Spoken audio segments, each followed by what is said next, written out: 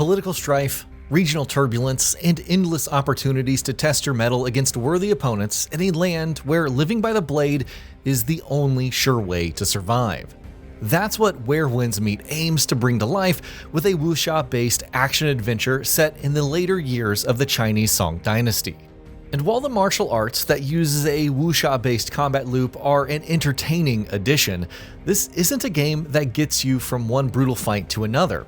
Instead, it gently nudges you towards a destiny in which your prowess with a weapon is only one facet of the hero that you're trying to become.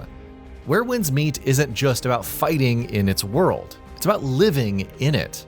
It's an open world whose sheer size and scope has me eagerly waiting to explore every corner of its vast regions, of which there might even be more than 20 of. Seeing the game in motion has given me many reasons to be utterly excited to dive in with the rest of you. And here's why I believe that excitement is justified. A world that sticks. The world you're let loose into in Where Winds Meet is the perfect representation of a land that's been thrown into turmoil by mankind's interference.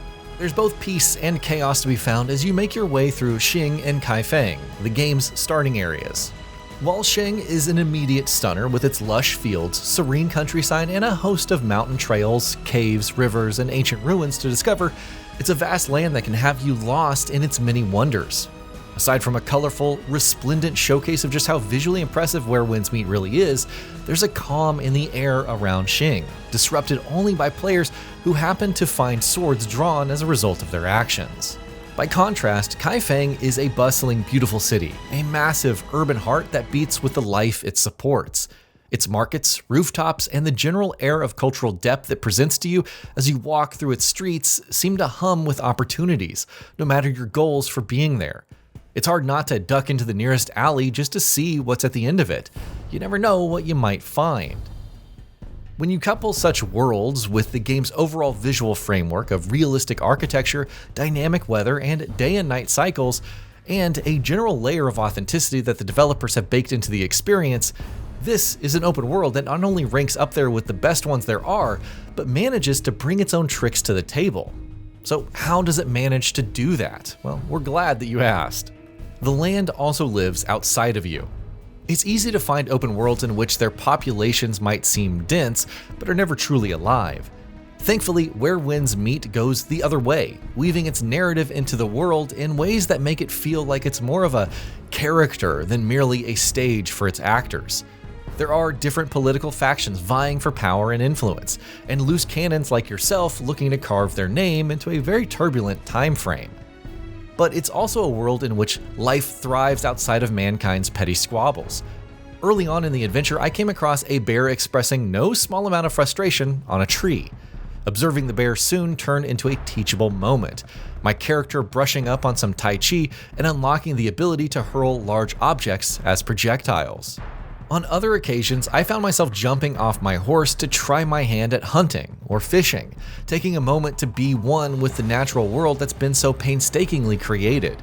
Of course, there are duels and bosses to be found, and even random encounters with morally great choices that can affect your adventure and the way your character is treated in specific situations.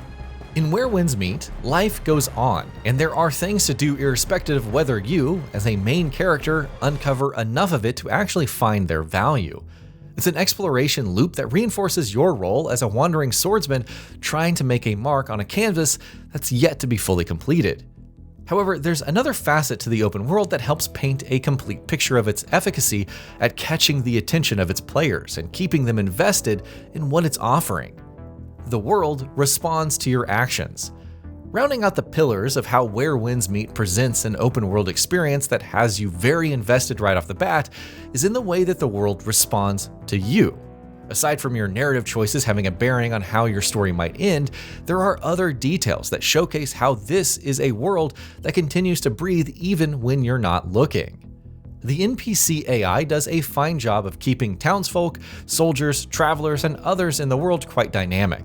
There is banter between friends, a general air of apprehension around aggressive soldiers, and you never know what the next traveler you talk to could point you towards. The weather can change in a heartbeat, just as it would in the real world, and the game's visuals make climbing animations look quite fluid and very real, and there are destructible environments that suitably respond to rash actions.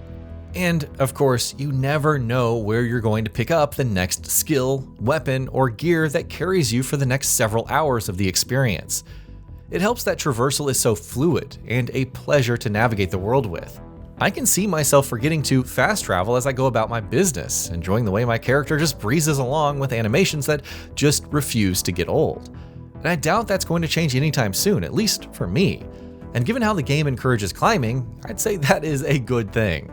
The world's verticality is so well implemented, I couldn't help but smile fondly at the thought of Shadow of the Erdtree, while Qinghe's open fields and vibrant colors took me right back to the moment Ghost of Tsushima put me on a horse and sent me on my path to a new kind of warfare.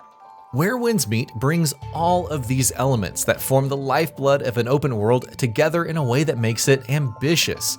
Large maps feel like a true playground in which the deadliest warriors can forge their own destinies and learn a lot of valuable lessons along the way. Rewarding curiosity through exploration.